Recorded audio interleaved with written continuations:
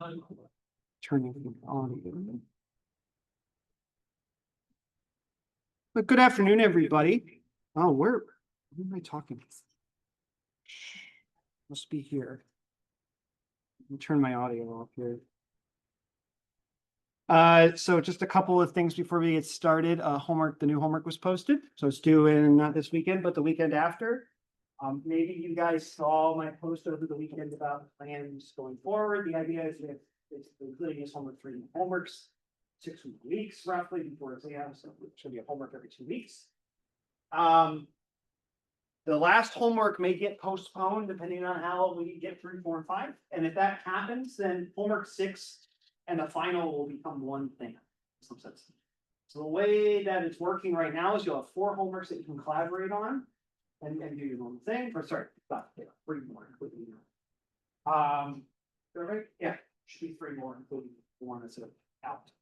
And then we'll have a take-home final during the exam period. That will be very, very brief. So if we have 6 homeworks, you're going to get a really, really brief take-home that's going to have like multiple choice and a couple of calculation problems. It's going to be an exam that I build basically for an in-class exam, right? So it'll be an in-class final. We expect you to finish in 2 hours. You'll have like 4 or 5 days to do it. So that's the plan that I have. If we have to delay the homeworks a little bit and we get to the point where I can't have the 6 homework, then the final will be an exam, but with homework as well. It'll be like on homework 6's topics. And I'll probably will make that. I don't know how I'm going to do the no collab thing on that. I'll figure it out. So anyway, there is no situation in which you guys get screwed by having a non-collaborative exam that's somehow 3 or 4 times longer than I originally expected. Like, that's never going to happen. So I'll just have to figure out and play it by ear. If we're all in a good mood and everyone does really well on the next couple homeworks and we feel really good, I might just give you some bullshit final example so we have one that's just cumulative, that just asks some simple questions just to make sure everyone's kind of on the same page, that you've learned at least one thing in this class. It'll be more of a mark of your completion rather than a mark of your aptitude. So I'm not a big person. I'm not a big exam person, but I do have to have something to hold on to.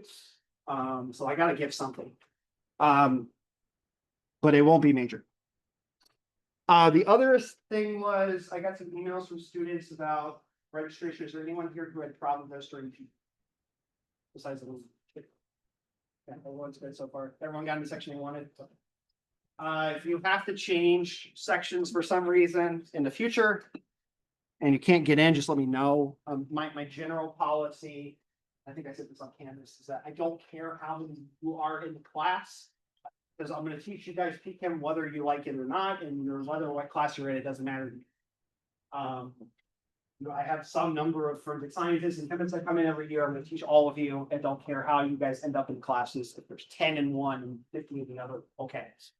So if you have a problem, just let me know. No extended classes. The only thing that slows me down from doing that is the fact that not every big room is available at every time slot. So it really comes down to just scheduling. I think right now we're pretty good. If you have any problems getting into the labs in the future, just let me know. I know I already have one person struggling to get into the lab they want. There is some fudge in the labs. Like I'm okay having maybe 13, maybe 14 people in one section, but no more. They're all set at 12.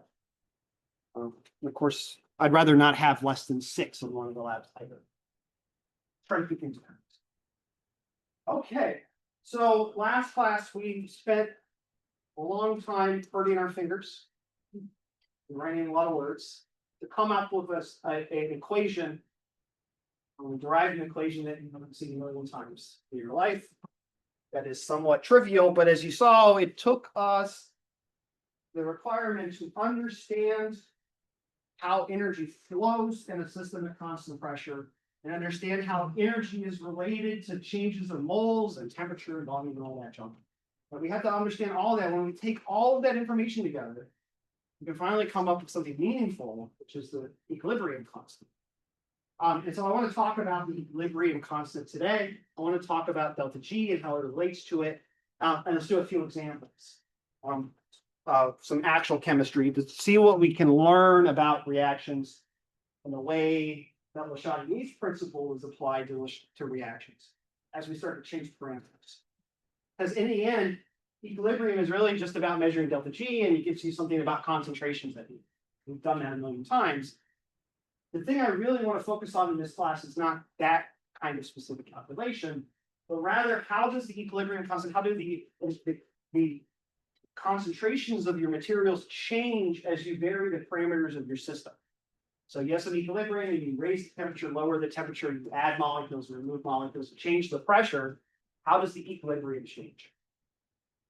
So that's what we're going to focus on in this class in particular, changes to equilibrium.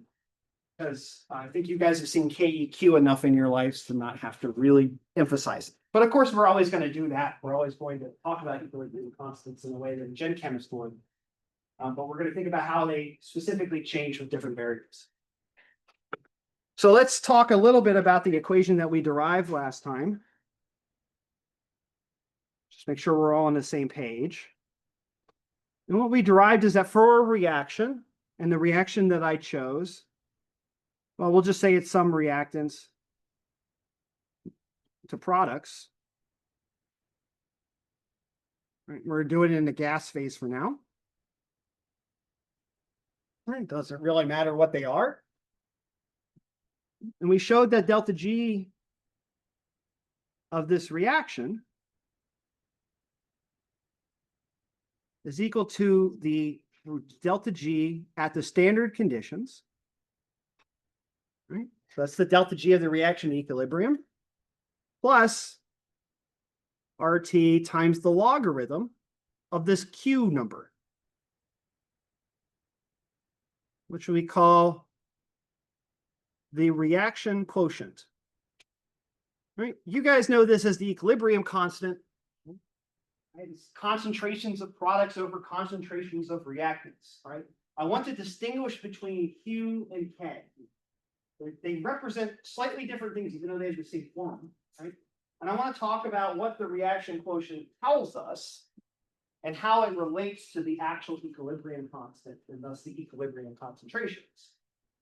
Because what we can learn from this is, in fact, we can calculate that equilibrium constant, which is just, as I said, it's just products and quotients of concentrations. We can take it at any point along our reaction. We can take it at the end, right? We can always calculate ratios of concentrations.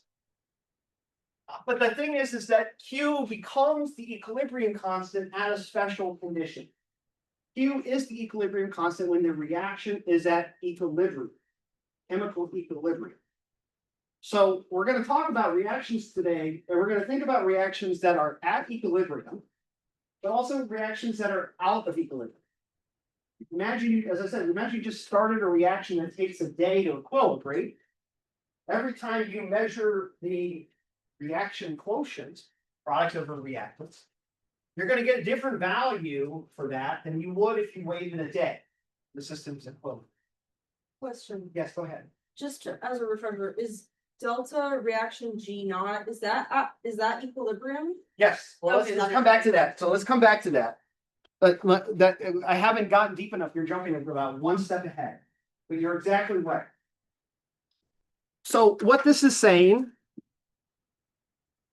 right? So this right here, as Angie aptly notes, is this is the delta G of the reaction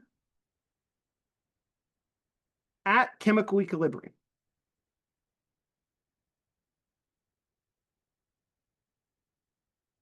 Okay, and this is the, in some sense, the current delta G at some condition.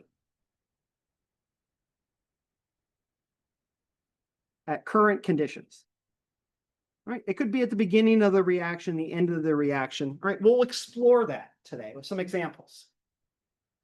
Right? And so, what do we know about a system that has to be at equilibrium? Right? How do we take this equation and get K and Q out? The equilibrium constant.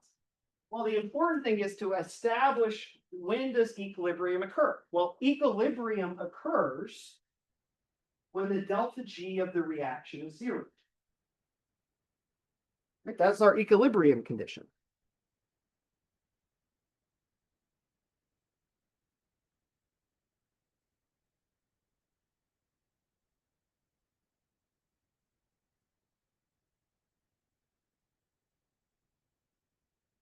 That was the definition of chemical equilibrium that we derived a million years ago, not a million years ago, a couple weeks ago. Right, when G is 0, we're at equilibrium. It's equally likely to go forward or backwards. Right, so we just have to plug, right? We just have to set this equation equal to 0. But delta reaction G naught is not 0. No, and I'll explain why in a second.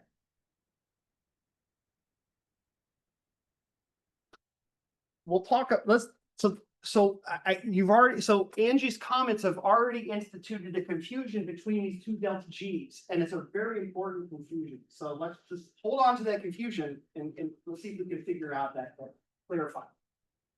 So what is the difference between this G on the left and the G on the right? Okay. But before I answer that question, let's go ahead and just work this math out really quickly, right? We can set delta G equal to 0. And that means, therefore, that the reaction, the G at standard conditions, is equal to minus RT ln Q, where Q is at the equilibrium condition, at the equilibrium point, whatever that may be. When this is the case, when the system is at equilibrium, and I've established this relationship, I rename Q to be K. Right? So this is this KQ is the reaction quotient at equilibrium, which is by definition the equilibrium constant. AQ. Right? So I have this equation that you've seen before, which is that the delta G of a reaction is equal to minus RT ln K. You learned this in what? Gen Chem 2? Gen Chem 1? I forget. So now again, I still haven't clarified what the difference between delta G and delta G circle is. Why is one 0 and the other one could be any value? Well, the definition, remember what the definition of delta G or the definition of enthalpy and entropy at standard conditions. Remember that delta G circle.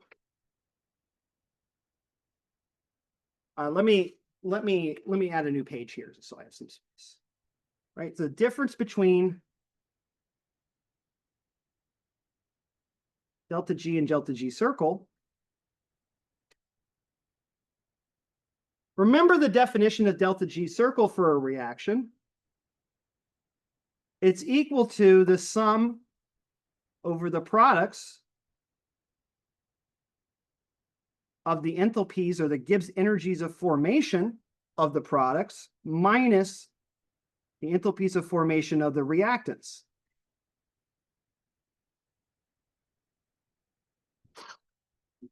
What are the standard conditions we set for these formation enthalpies?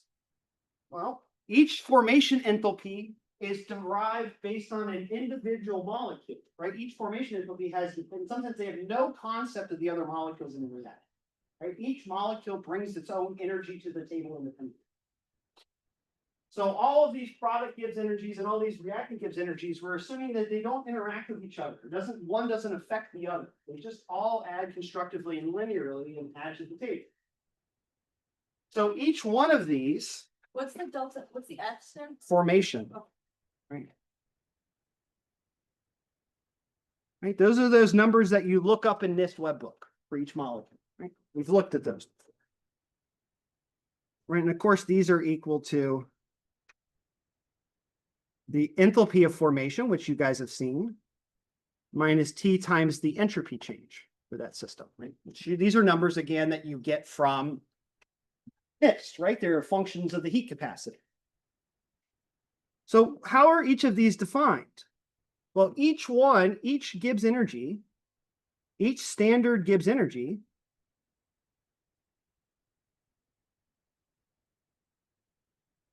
is defined at a standard state. What is our standard state? Equilibrium. Well, I mean, specifically what parameters? Right, STP, right? So the temperature is defined to be 298.15 Kelvin. The pressure is defined to be, I'll put these as circles, right? So that they're standard, 1 bar. But there's another,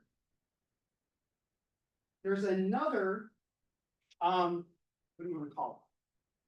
Another parameter, another standard condition that we haven't considered yet, that now becomes important in equilibrium, right? Each material in the equilibrium has a temperature and a pressure, has some standard temperature and standard pressure, but there's also another variable that's being added to our energy equation, and that's the concentrations.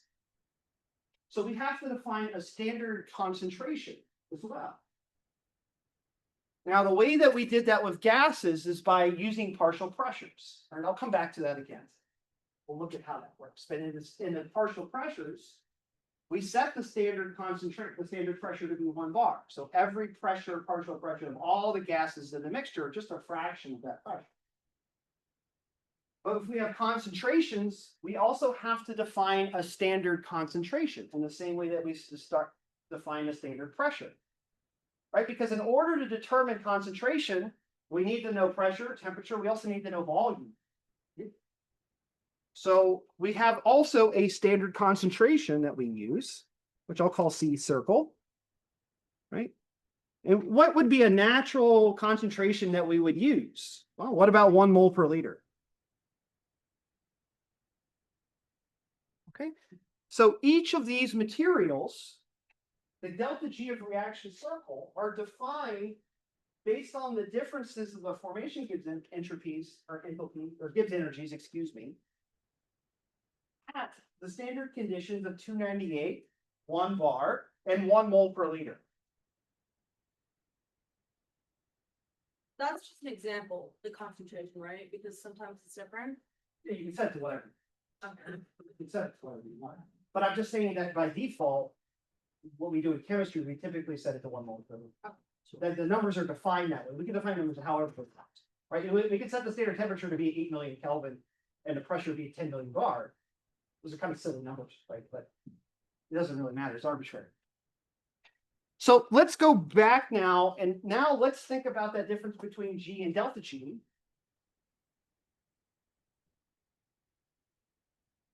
So now taking this information, let's reconsider delta G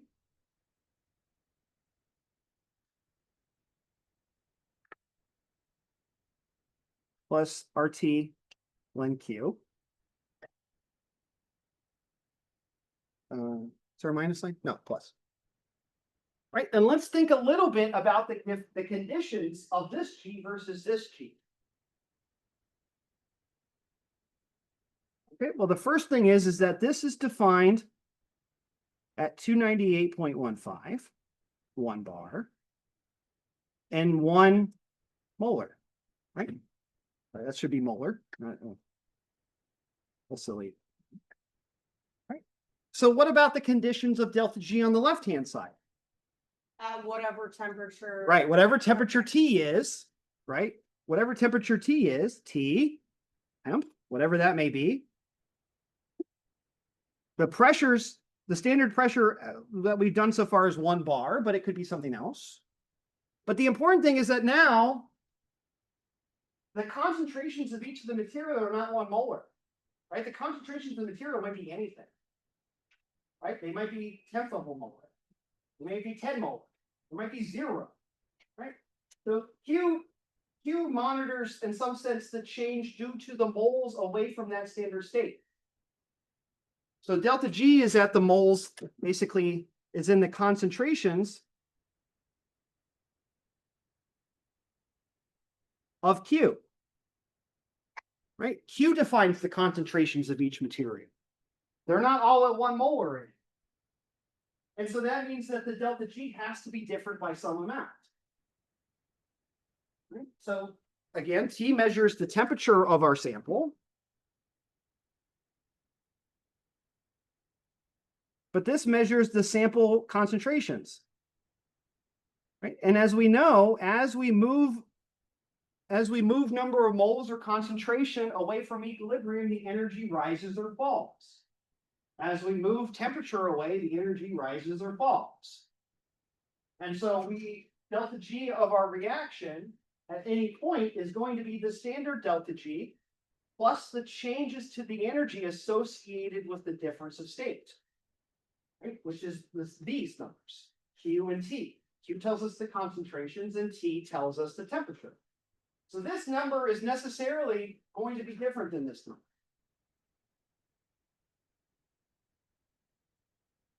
Because because we're no longer at a standard state anymore. We've moved away from a standard state. And so the delta G of our reaction is going to be different than delta G star.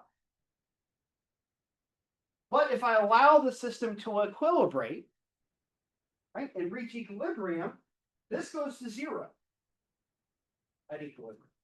So it doesn't matter. So when we're at equilibrium, we don't have to worry about differences of moles or any of that junk. It's all accounted for in this reaction quotient, and this becomes the equilibrium constant, right? We've reestablished the connection between the standard delta G and the equilibrium constant, and that's where when the actual Gibbs energy of the reaction goes to 0.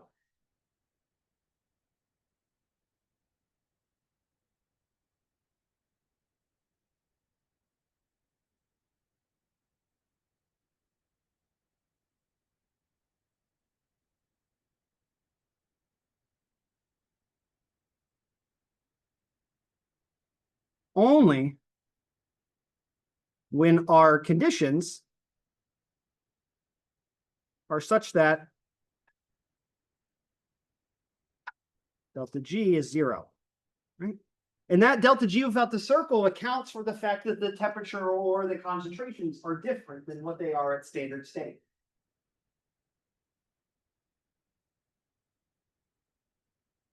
So when you learn in Gen Chem, delta G is equal to minus RT ln K, it's a perfectly valid answer, but it only works at equilibrium.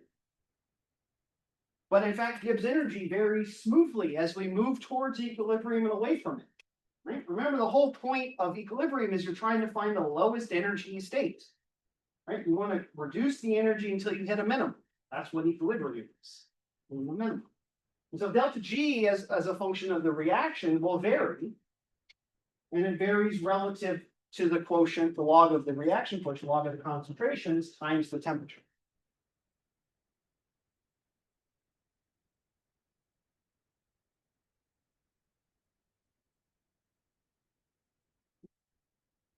So what would it mean, for instance, if both of these are 0?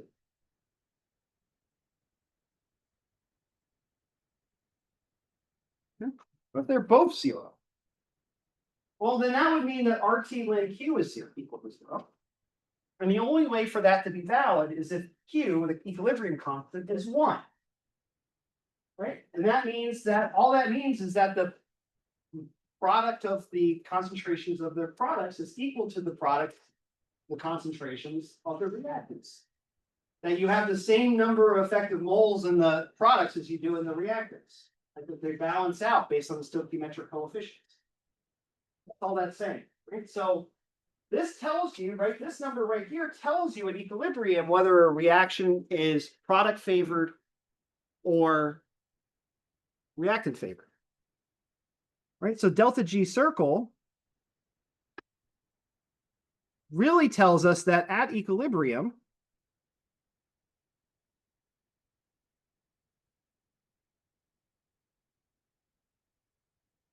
if it's less than 0, then K is greater than 1. And that means we have a product favored reaction.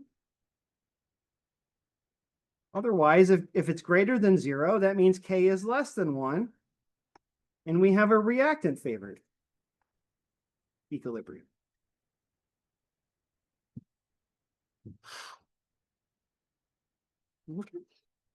And the actual value of delta G, in some sense, if it's non-zero, it only tells you whether you're, right, well, think about it a little bit, whether it tells you that you're too far to the products or too far past back into the reactants. So if this value is non-zero or some value, I don't know, let's just say it's some value. And we measure delta G at any point along the reaction, If it's zero, then we know we've hit equilibrium. But if it's positive, for instance, that might mean that we've actually had too many products. Maybe we have too many reactants. And we know that if we have too many products, for instance, that equilibrium is going to replace some of those products and create reactants. It's going to go backwards. Likewise, if we delta G is a certain sign, it might imply that we're too reactant heavy, and that reactants are going to react to form more products before it equilibrium. Right, so the relative value of this number with respect to this number tells us something about the progress of the reaction. When delta G goes to zero, we know it's done. But if it's non-zero, then we know we're somewhere away from equilibrium, and it can tell us about which direction the reaction is going to go in. So let's look at an example of that.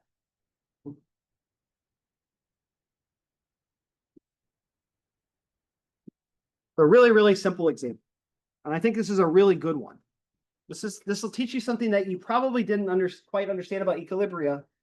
That's a little counterintuitive. So let's look at a really simple reaction.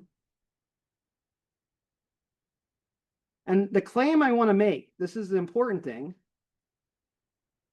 We'll prove this later. Is that KEQ, the value of KEQ is a function of temperature only.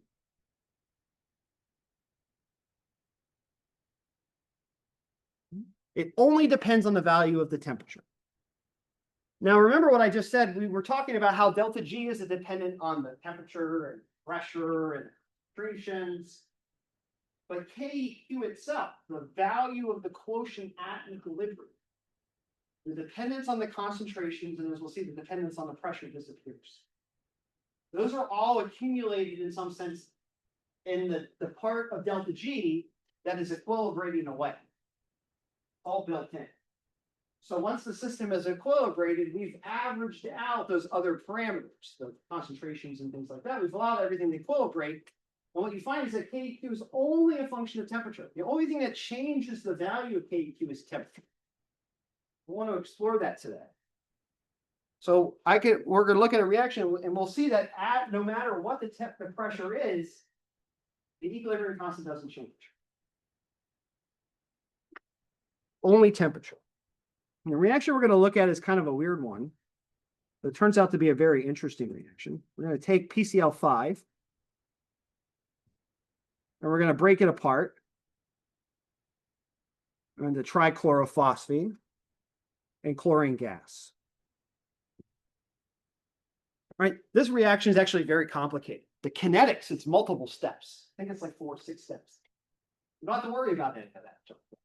We don't care about the kinetics or how this reaction goes from reactants to products. All we care about are just the reactions, the reactants and the products. All right, so let's calculate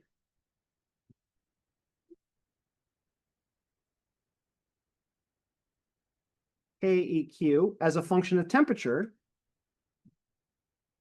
for this reaction. Okay. Well, we can set up KEQ exactly the way that we set it up in Gen Chem, right?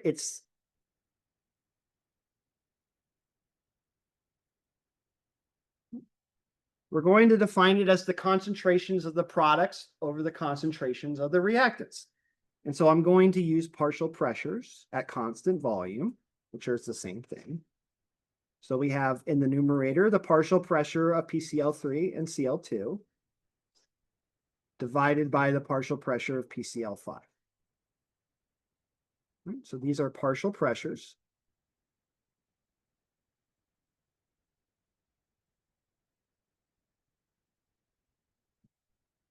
Right, so they just at constant volume. Right, we have a flask of the fixed volume, right? So these only track concentration, right? At constant volume, pressure just is linearly proportional of N. So as pressure increases, N increases, and therefore your concentration increases. So these are just concentrations for gases. All right, and let's just do like an ice chart kind of approach to working out this problem. All right, so let's suppose initially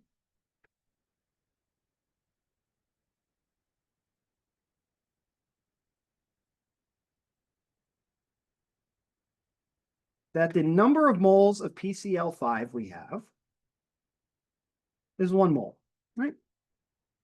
And the number of moles of PCl3 is the same as the number of moles of chlorine, which is 0 moles. Okay, so we're just gonna do all reactants. I want to look at how the equilibrium evolves as we form products.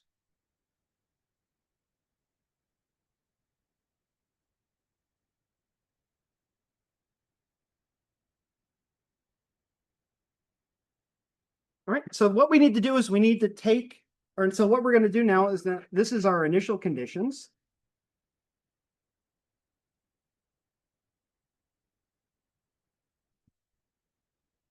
Right. We also need to calculate how they change upon equilibration.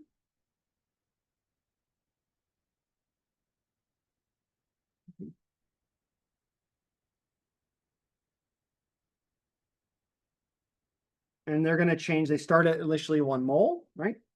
And every time 1 mole reacts, you lose a mole because it's a 1-to-1 stoichiometry. So we'll use that extensive reaction. We'll say that the number of moles of PCl5 is equal to 1 minus N bar, right? Because we lose 1 mole every time the reaction clicks. And it's very easy for us to calculate the other two, because each time PCl5 loses a mole, we gain a mole of each of the products. Right, so each of these increase, this is a plus sign, by a factor of N. Okay. So what we need to do now is we need to take these moles. These are our moles at some equilibrium. And we need to calculate the particle pressures. So now, because we need to convert to partial pressures. Right? The partial pressure formula. Right, is P sub I, or sorry, partial pressure is equal to the pressure of the material divided by the total pressure.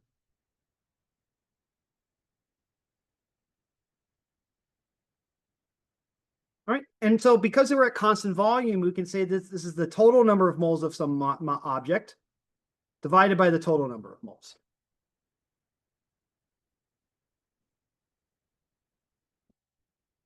Okay, so we can use this relationship, constant volume, to say that the partial pressure of PCl3 is 1 minus N, right? That's the number of moles that we have, divided by the total number of moles. Well, that's going to be 1 minus N plus N plus N, right? So 1 plus N.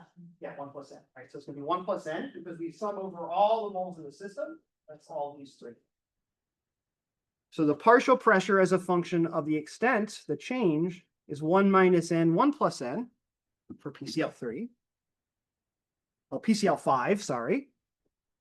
PCl5, the reactants. And Cl2, the partial pressure of Cl2 is equal to the partial pressure of PCl3, which is just N over 1 plus N. Okay. The idea is that we start with 1 mole, the system reaches equilibrium at some point, and the moles are going to be reduced by some amount, and therefore also that the moles of the products increase by that.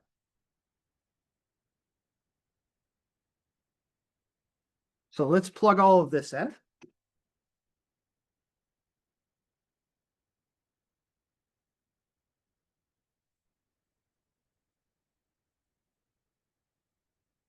Oh, sorry. I've made a mistake in my math. I've missed a factor. So the partial pressure is equal to the mole fraction of the material times the total pressure, which is equal to, what did I say? The moles of the moles of that item divided by the total number of moles times the total pressure. And so we use mole fraction instead. I just quick fix. wonder why I had partial pressure on two sides. I knew something was weird. But we can just use mole fractions. Right, so these are our mole fractions. I just need to multiply by the total pressure.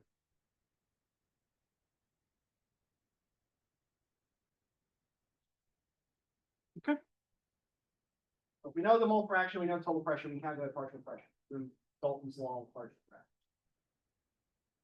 All right, so what I can do now is I can plug these equations in, right? I have this expression in terms of the extent and some pressures, and it's equal to K E Q, whatever K E Q's value is.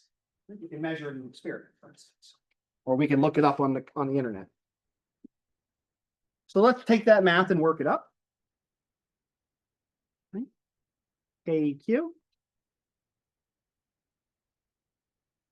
Just rewriting what I had.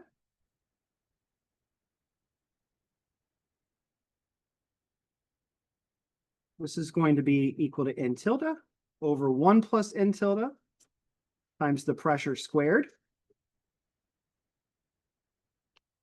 divided by 1 minus N tilde over 1 plus N tilde times the pressure.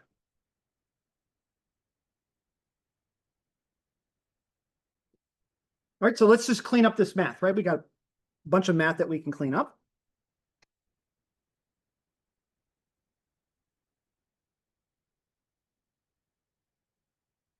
Right. And once you do the algebra and cancel everything out, AQ is equal to N tilde squared over 1 minus N tilde times the total pressure.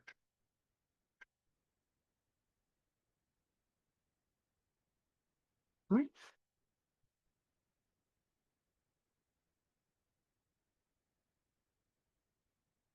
Now, in order to calculate this value, right, in order to calculate what N is, we need to know something about the Gibbs energy. But what we can say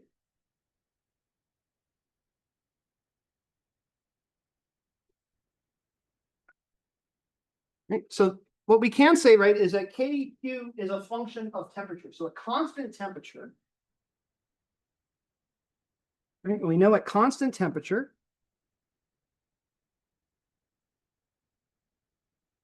and equilibrium, chemical equilibrium, we know that delta, so that KEQ is equal to e to the minus delta G of reaction star over RT. All right, that's just RT ln K, just done exponent.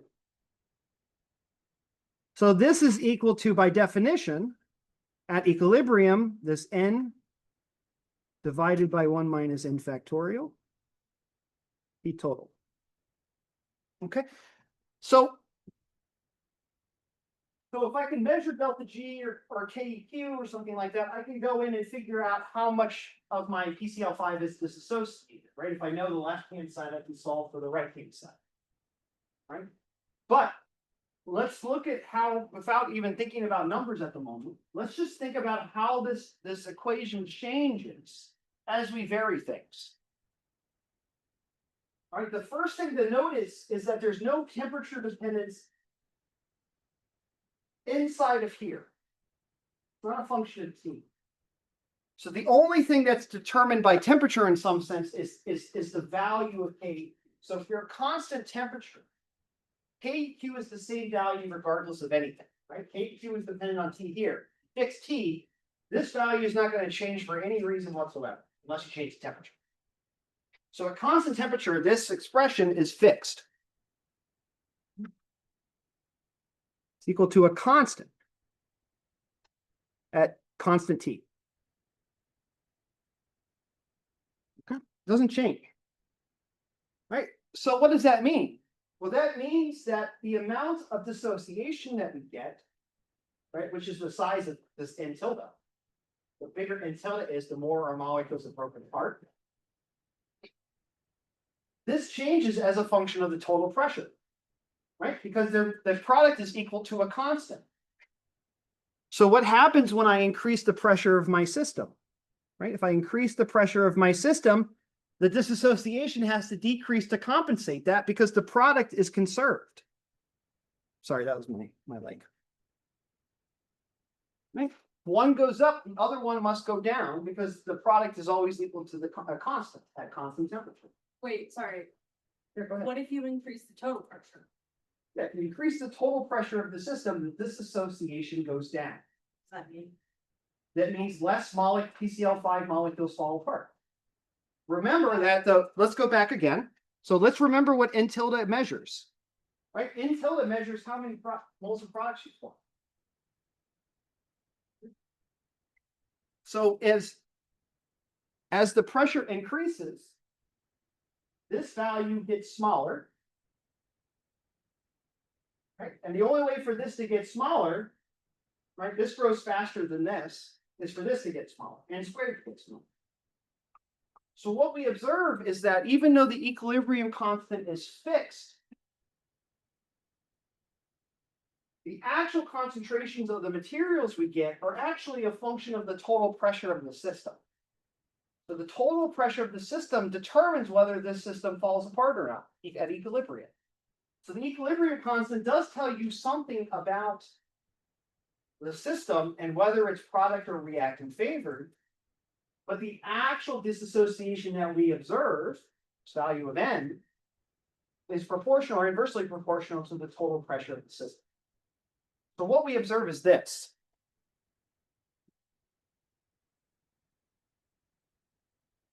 If we were to go and take a plot of the pressure as a function of bar, the total pressure,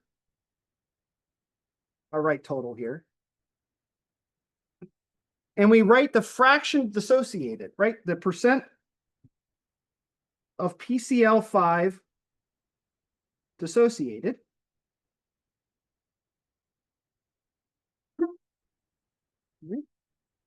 And so let's think a little bit about the limits. As pressure goes to 0, this gets smaller, so this gets bigger. So at low pressure, PCl5 is completely disassociated. Because if this number is really small, this one has to be big. So at very low pressure, the system approaches 100%. Now, we can't actually go to 0 pressure, but we'll just say it approaches 100%. And then at extremely, extremely high pressures, this gets smaller and smaller, and scales as 1 over n roughly. So it's gonna decay as a 1 over n function with an asymptote at 0. So this curve decreases like this. Right, and I have some rough numbers here. And what you find is that at maximum pressure, so we got 200 bar, this is 100 for this reaction. I've plugged in some numbers here to get this. Is that the reaction largely dissociates to about, stabilizes at about 25. Now, why is it that it limits itself? It doesn't go all the way to 0. Well, again, the idea is that you have a balance between products and reactants. And you also have a delta G circle. But the G circle ultimately determines basically how product favored or how reactant favored a reaction is. Delta G circle for this reaction is negative. So we know it's product favored. I didn't calculate this on the screen for you, but it's product favored.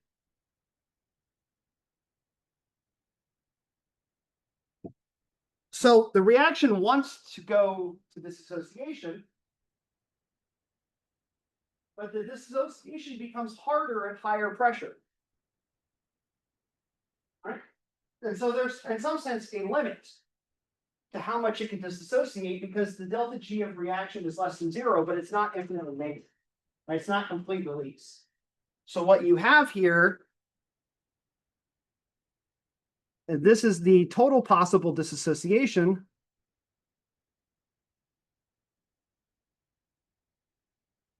The most you can get. And that's set by delta G of reaction. But at low pressure, the system doesn't react at all. Right? And you get its reactant favored. Wait. Percent PCl5 dissociated. Yeah. Which means that if it was 100% dissociated, then it would be no product. No, it would be all product, If it was 100% dissociated, right? all So product. you're saying that when it's at 0, it's at 100%, but that doesn't make sense because then that would be all product is what you're saying. But you mean to say that that would be all reactant? Oh, I'm sorry, I'm flipped. I apologize. Sorry. I have it flipped. I apologize. You're right. So this is product favored at low temperature. So at low temperature, it prefers to dissociate completely. And at high pressure, you have the least possible dissociation. There we go. So this reaction is less effective at low pressure than it is less effective at high pressure than it is at low pressure. Okay. So this is a consequence of the fact that KEQ is only dependent on temperature, right? Because we fixed the temperature, this value doesn't change. It's a constant. But the equilibrium constant in terms of pressures, talking about pressures and concentrations of gases, is ultimately a function of the total pressure, right? Because we have 2 moles of products and 1 mole of reactants, we have a difference of 1 unit of pressure. Because you have 2 degrees at the top, 1 degree at the bottom, although one of those degrees cancels out. So we're left with this P total. Right? And so when we have a reaction that takes 1 molecule of gas and converts it into more molecules of gas, this is a completely general result, right? Any reaction that takes 1 mole of molecules and converts it into 2 has this behavior. That it's very, very effective at low pressure and very, very poorly effective at high pressure. And the opposite is also true. If you have a reaction that takes 2 molecules and makes 1, then this P total would be in the denominator. It would be 1 over P total. And there the opposite thing would happen. As the pressure would go up, the reaction becomes more effective.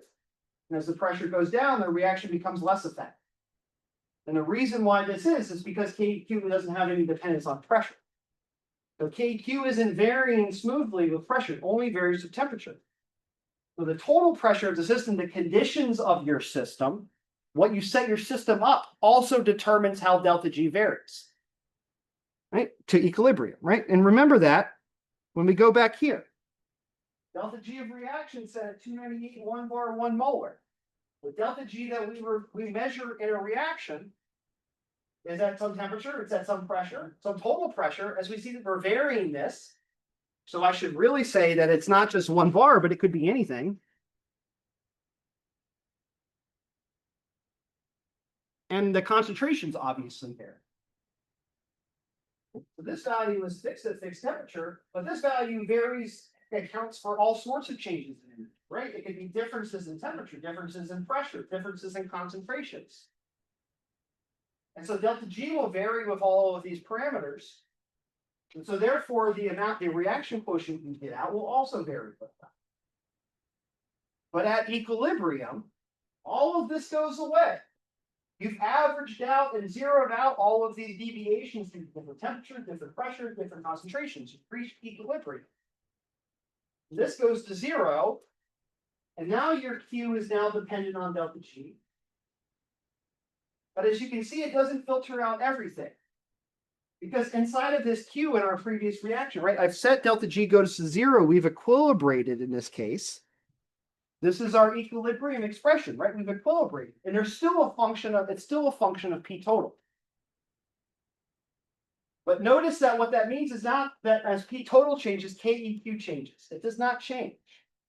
KEQ is a fixed value based on T and delta G. These numbers don't change. These are fixed numbers for a reaction.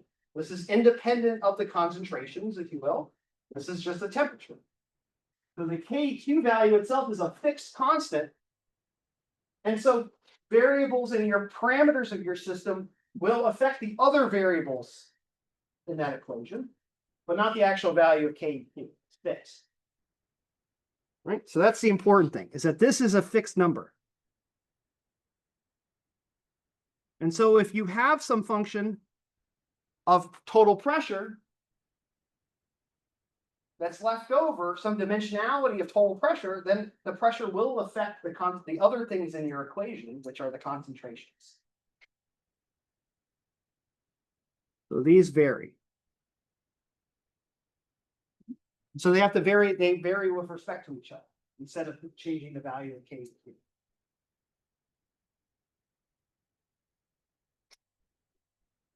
So this is a really, really important point to drive home, is that delta G of reaction usually tells us a lot about the reaction. But we have to consider the conditions and also the way that moles are being converted from with each other, especially in gases, because we're going to get these factors of total pressure. A really good example, and this is one we're going to look at very closely in class. I'm just going to write it on the board here. I don't want to work it up just now, but we will in a couple lectures.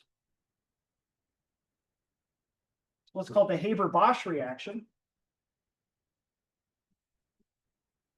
where you take ammonia into an H2 gases, and I'll balance it to form ammonia. So what do we got? We got 2 here, 3 here. Okay. Well, what's the change in moles here? We have 4 moles here, and we have 2 moles here. Right? So we know that the equilibrium constant in terms of pressures is going to be proportional to 1 over P total squared. Right? It's the opposite of this reaction. So what's our prediction? Well, this reaction we just showed works better at low pressure. What does that say about the Haber-Bosch? Is it going to work better at low pressure or high pressure?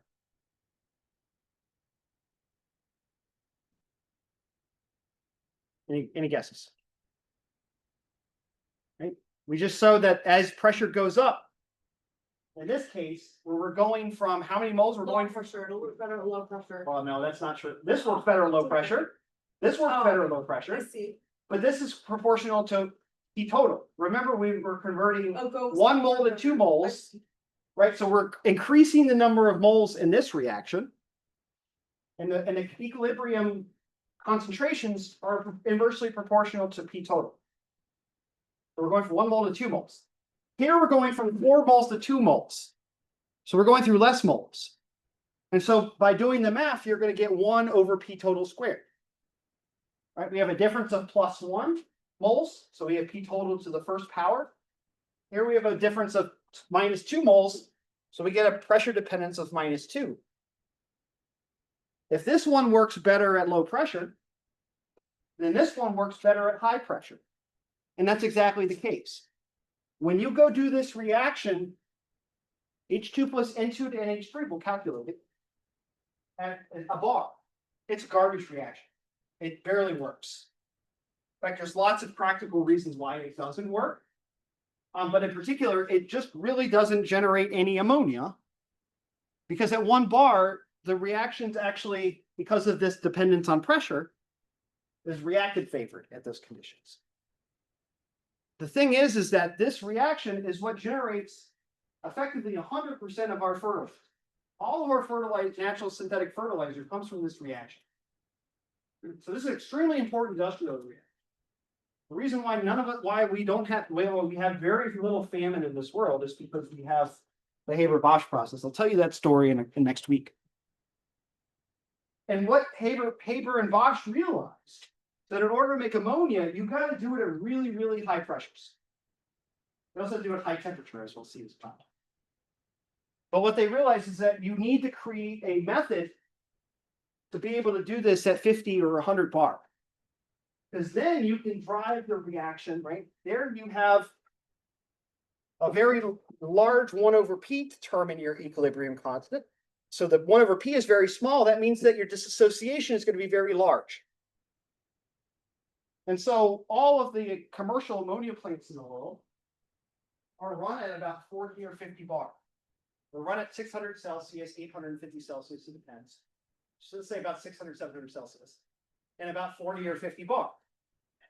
Because those are the conditions that are product favored for the ammonia reaction, or Haber-Bosch, by this exact argument. Okay, so this is the important distinction a little bit, right? It's a subtlety compared to what you expect from about equilibrium when you're doing things in liquid phase. Right, in liquid phase, we have a fixed volume and concentrations and things like that. And we don't really have to worry about pressures, right? Because remember, that system does very little PV work. Right, the change of volume between liquids is tiny. When you're going from one liquid and converting it into another one, delta V is minuscule. So the pressure dependence of delta G is minuscule. But in gases, delta G is very dependent on pressure, as you guys calculated on homework 2. Very dependent on pressure. And therefore, the disassociation of reactions that use gases are also very dependent on pressure, right? Because a lot of the G, right, a lot of your Gibbs free energy is being used to compress the gas or expand the gas to affect this condition. It takes energy to have this pressure. And so some of your delta G in a gas is being used to maintain this total pressure, which gives the material, in this case, less energy to use to disassociate the molecules. So here we're just looking at a pressure balance between PV work, the work to maintain a pressure, and chemical work, the work done to break a molecule apart. In liquids, you don't have that problem. Because liquids, the PV work is minuscule. So that's an important part with gases and why I mentioned them. Because gases, you have this balance between chemical work and mechanical expansion, pressure work. And here you can see that rear its ugly head for us, that we have to consider the conditions of our system in order to determine how much product we're going to make. Now, when you're in the orgo lab doing this, and you want a reaction to be product favored, more reacting favored, don't worry about the pressures, right? Don't care about those. Things liquefy. What do you do? You turn the temperature down and you raise the temperature. Some reactions prefer to be at low temperature, some prefer to be at high temperature. So in the liquid phase, all this pressure stuff, as we'll see next class, gets wiped away. Once we convert to concentrations, we don't have to worry about that. The problem is, it's very hard to define a concentration for a gas. Because the problem with gases is that they expand. And so defining a constant volume that's consistent is very tricky. So you have to be very careful about your conditions. This is why this shows up. And why we don't use concentrations for gases. Don't really have a well-defined volume. So we'll have to come back and think about that a little bit. All right, how much time I got? 15 minutes. Great. So I want to do a quick calculation, fun calculation. I really like this expression right here. When I get exponentials, if this is just a Boltzmann expression, e to the minus e over t, right? We've seen this 100 times. Is to think a little bit about kind of just like back of the envelope calculations. And I want to do a really, really quick calculation that seems really trivial, but is a really important number. So imagine you're in a oops, so my screen's freaking out. Imagine you're doing a new reaction that isn't very productive. Okay, it's really hard to drive it towards it. And towards a good yield. And you want to jiggle your parameters. Maybe you want to modify your starting material or some solvents or something like that. To get the delta G a little more favorable, to drive it towards products. This is the classic thing that every chemist wants to do. Right? I don't like my reaction enough. How can I optimize it to get a better yield? And so, right, when we think about delta G and we think about K and Q, right, we can measure concentration just fine. And so the question I have is, let's say I wanted 10x the concentration that I had before. So let's say I want to think about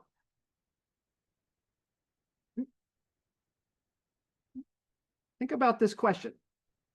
How much does the Gibbs energy of the reaction have to vary such that the equilibrium constant increases tenfold? Wow, that's a great question. What can I do? Right? You think about delta reaction to G, right? As being something, again, that's temperature dependent. It might be a little bit pressure dependent. It depends on the conditions. Maybe I could modify my reaction a little bit to change delta G. Say, for instance, a different solvent. And how much do those changes have to accumulate in order to guarantee that my equilibrium constant, or in some sense, my product of my product concentrations, increases by tenfold? That's a great question. So how sensitive is equilibrium to energy is what this is asking. Here's another way to think. Here's a more biochem oriented way to ask this question.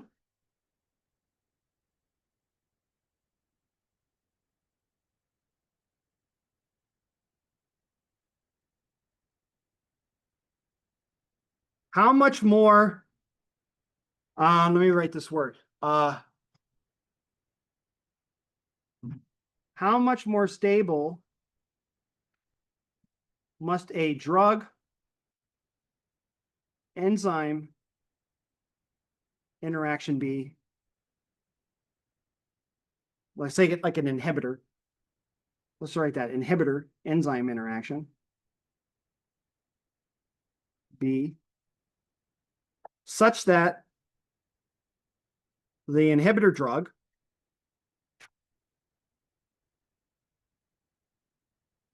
is 10x more effective. Right? Right. That's a Dr. Trilla question if I've ever heard one. Right. And in fact, he spends like 6 weeks in medchem on this question. We'll see tiny small changes in structure, many small changes make huge differences. So this is an important question. So the idea is that we have a protein, an enzyme, and we throw some inhibitor into the bloodstream, and we want, for every protein that's in the system, we want most of those to be inhibited. So we want to inhibit as many proteins as possible with as little concentration as possible. Right? We don't want to give the patient, a ton of the drug because it may be toxic at high concentrations. Right? This is why we don't give. Right? You could say, I mean, you can always say this, right? If a gram of Tylenol works well for you, you probably would say, well, 2 or 3 grams of Tylenol works even better. Now, if you ask RFK Jr., he may disagree with that. But the important thing is that then in some sense that's true. But the problem is that as your concentration increases, the things that are less applicable at binding them, the things that don't bind as effectively, will begin to bind more.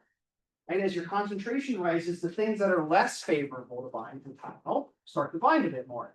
And those things can lead to toxicity, right? That's why your liver enzymes don't absorb a lot of Tylenol, but if you take a lot of Tylenol, they do absorb some of it, and it starts to accumulate after. And so it's really important to improve the efficacy of your drug because you want to minimize the concentration of the drug you have to put in. You want to keep it, you don't want to give as little as possible. Of course, you also want to lower the cost of the dose, and there's a million reasons why you want to do it, right? No one wants to take a horse pill either. So we can calculate this using delta G equals RT ln K.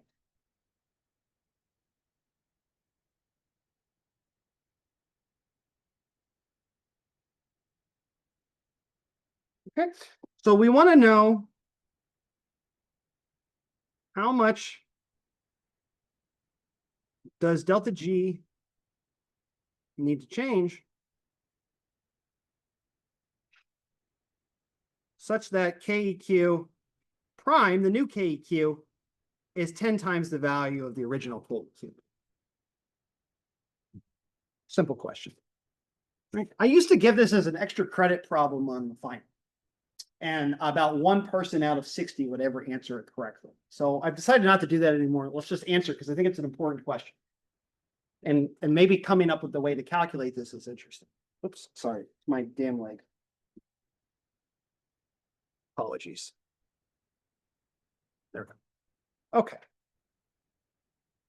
So let's calculate the difference. Let's have a new delta G minus the old delta G. Okay, so we'll calculate the difference. And that's going to be a difference between the RT ln Ks for the two equilibrium constants.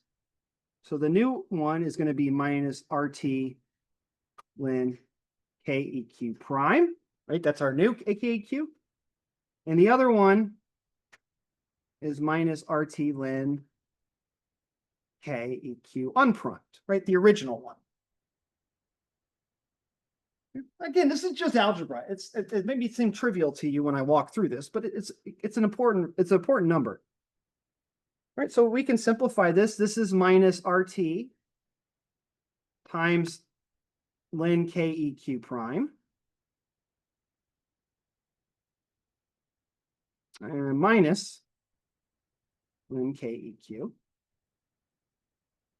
Okay, we have a difference of logs.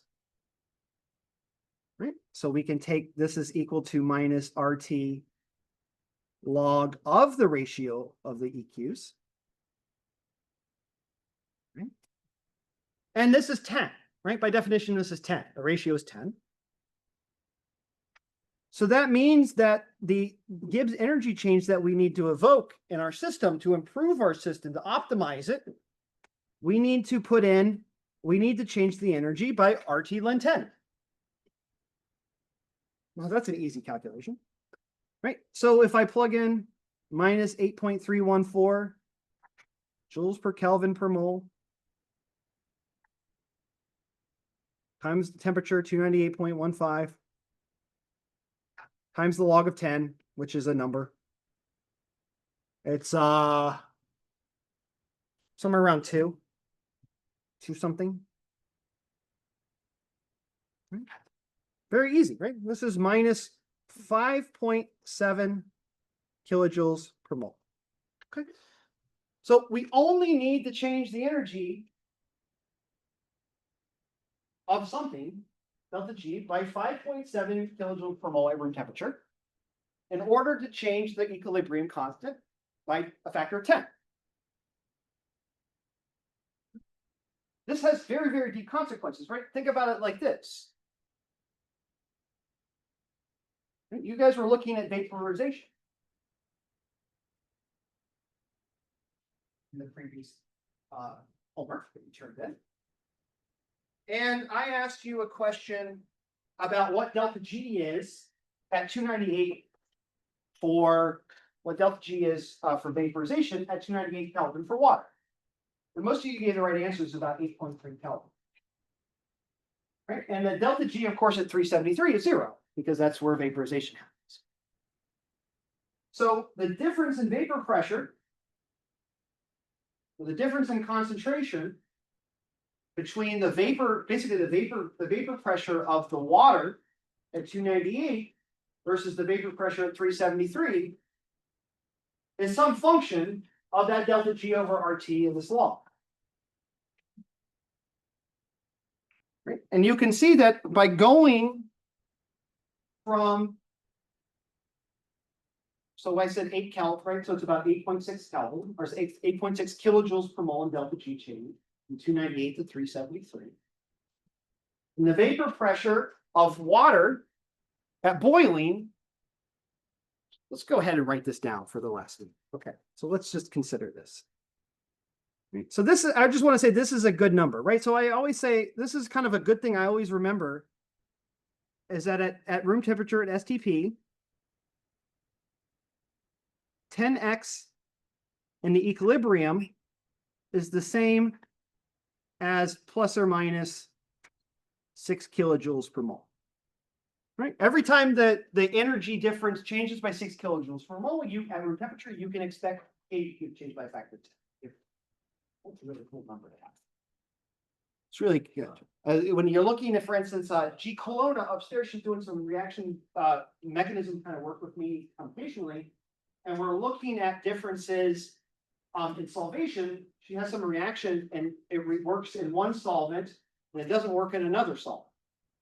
And what we find is that when you do the calculations and you look at how the molecules solvate in the solvents, there's a slight difference in delta G because of the solvent. Solvent affects the delta G. And the solvent affects the delta G in this system. I forget it. It's about 4 kilojoules per mole. So her KEQ for her reaction, because in the solvent that's less favorable, the delta G of reaction is another 4 kilojoules per mole, right? That's almost 8x in equilibrium. So she's getting 30% yield, 40% yield in her optimized reaction. And then the other solvent, she should get 8 times less than that. Okay? And so that yield is effectively negligible, 0.5%, sorry, 2% yield. At that point, you'd barely even notice that you get a yield. Most chemists would just think it's trash. It's very hard to isolate 2%. Right, so you need a very, very small change, right? A solvent itself induces a very small change in delta G for a reaction, but you don't need much energy change in order to induce a huge change in equilibrium. Right, so let's go back to the water example. So I think that's more obvious. Right, so water vaporization.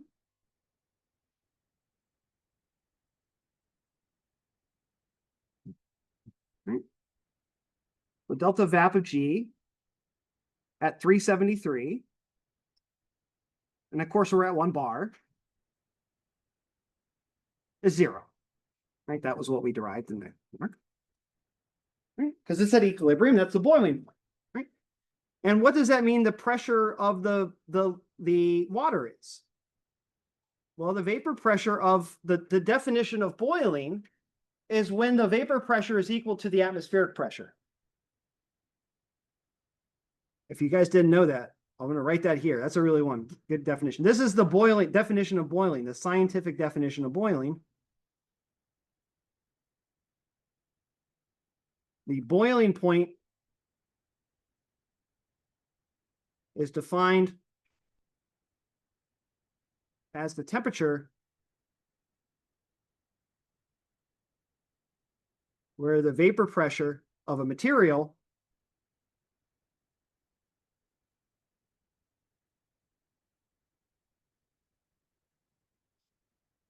is equal to the atmospheric pressure, or whatever pressure the system is at. Right? We're talking about an open flask here, an open flask at room atmosphere. And so boiling at atmospheric pressure is when the vapor pressure of water is at equilibrium with the air, which is at the same pressure. Right? The vapor pressure of water at boiling is by definition 1 atmosphere. Definition of boiling.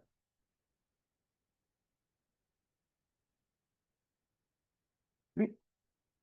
And we calculated in the homework the value at 298. And it's somewhere around 8.6 kilojoules per mole.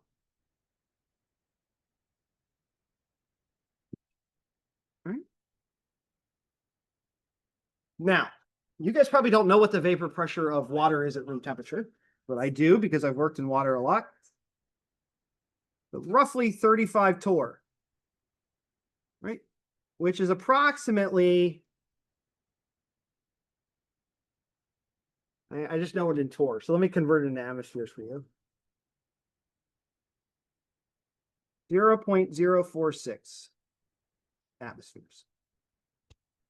Right, so what's the ratio? Right, so we've moved 8 kilojoules per mole in delta G, and our pressure, right, so delta G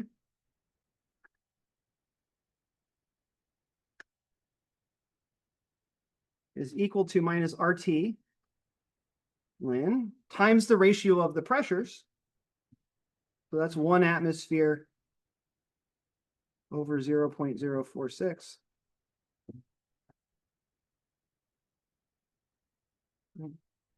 And that ratio here, 1 over that, is factor 21. Right, so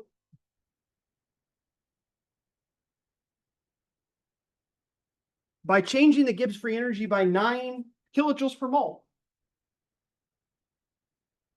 we change the pressures by a factor of 20. Okay, that's an exponential change, right? 8 kilojoules per mole is a very, very small number, right? Remember the delta G's of formation for water and things like that? Delta H of formation of water is on the order of like minus 200 kilojoules per mole. Right, so the amount of internal energy inside of these molecules is very, very large compared to this number.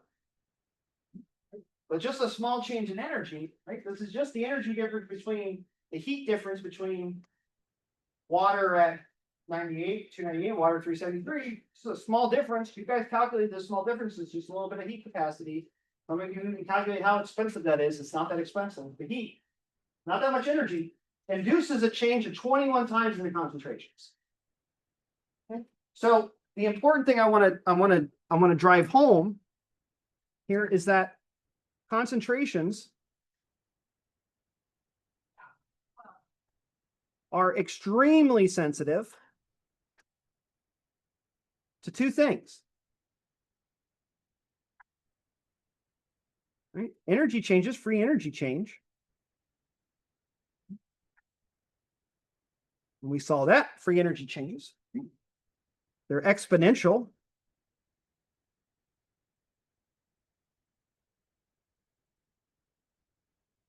Right? And for gases, or just in general, condition changes.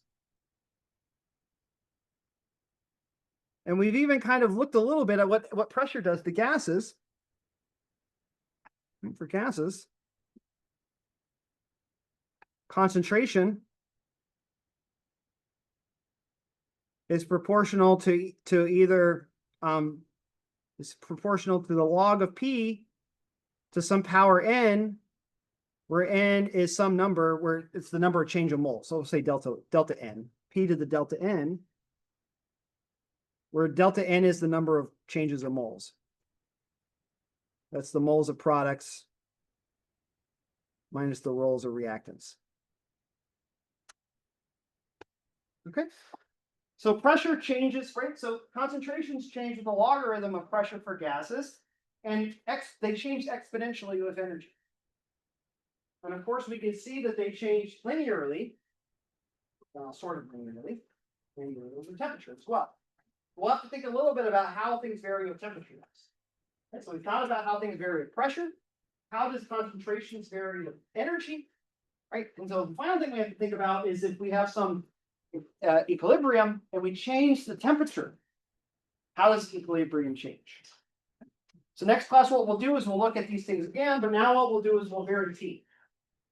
We'll look at how equilibrium varies with temperature, and then we'll have a good sense of how equilibrium is affected by all the parameters, and we'll do a really nice deep study of the Haber-Bosch reaction and maybe some other examples too as well. Okay, have a good one, guys. Thanks for your patience. Okay.